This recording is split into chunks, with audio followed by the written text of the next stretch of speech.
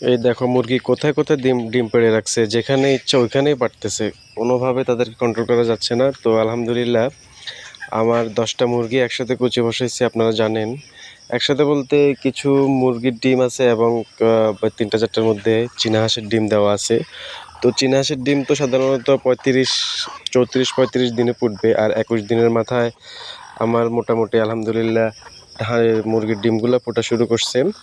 তো এই যে যেটা আছে এটা চীনা হাঁস বসাইছে, এই মুরগিটা মোটামুটি এখন ডিম ফোটা শুরু হয়েছে।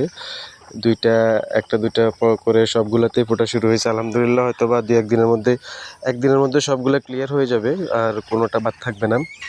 তো এই যে একসাথে মুরগি বসাইলে একটা সুবিধা হচ্ছে, সবগুলা মুরগির ডিম একই সাথে ফুটে, একই সাথে ফুটলে আপনি এগুলার পরিচর্যা এবং এদেরকে ঔষধ ভ্যাকসিন সব কিছুই আপনি সুন্দরভাবে কমপ্লিট করতে পারবেন। যদি আগে এবং পরে হয়ে যায় তাহলে প্রবলেমটা হচ্ছে আপনি 2টা 4টা 5টার জন্য আলাদা আলাদা কি মেডিসিন ব্যবহার করতে পারবেন কিনা সেটা অবশ্যই সম্ভব হবে না। আর যেহেতু আমি মুরগির বাচ্চা ফোটানোর পরে মুরগিগুলোকে আলাদা করে ফেলি এবং বাচ্চাগুলোকে আলাদাভাবে ব্রুডিং করি, তো সেজন্য আমি একসাথেই বসাই। আর একসাথে বসালে সবথেকে বেশি উপকার হচ্ছে আমি অনেকগুলো বাচ্চা একসাথে পাই এবং সবগুলো সেম সেম থাকে এবং ভ্যাকসিন ট্যাকসিন তো কমপ্লিট করা যায়।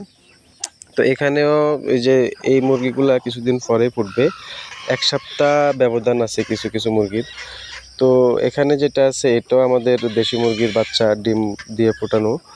তো এখানে এটা হচ্ছে চীনা হাঁসের 5টা চীনা হাঁসের ডিম দিছি। এই মুরগিটা যেহেতু ছোট এই জন্য এই মুরগিটাকে 5টাই দিছি, বেশি দিইনি। তো যারা দেশি মুরগি খামার করতেছেন বা করার ইচ্ছা আছে তারা অবশ্যই এই বিষয়টা খেয়াল রাখবেন। আপনারা যদি ইনকিউবেটরের মাধ্যমে বাচ্চা ফুটান তাহলে আপনি শুধু ডিমগুলো কালেক্ট করে তারপরে ইনকিউবেটরের মাধ্যমে সেটা ফুটাতে পারবেন আর কি।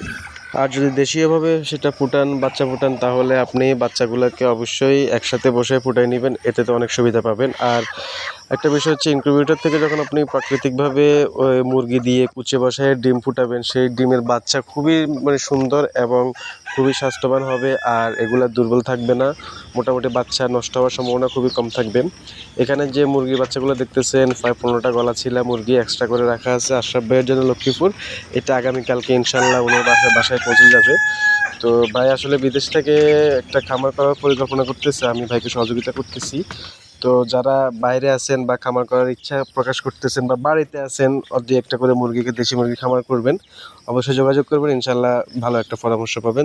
সব ধরনের সহযোগিতা বাচ্চা সাপ্লাই থেকে শুরু করে বা কীভাবে খামার করতে হবে, কীভাবে ভ্যাকসিন দিতে হবে, যে কোনো পরামর্শের জন্য আমি সবসময় আপনাদের সহযোগিতা করব। এবং আমি চাচ্ছি বাংলাদেশ কৃষিপ্রধান দেশে অনেকগুলো খামারি হোক এবং খামার ব্যবসাটা অনেকটা ডেভেলপ করুক, এই একটা বিষয় নিয়ে আমি কাজ করতেছি। তো সবাইকে ধন্যবাদ, ভালো থাকবেন।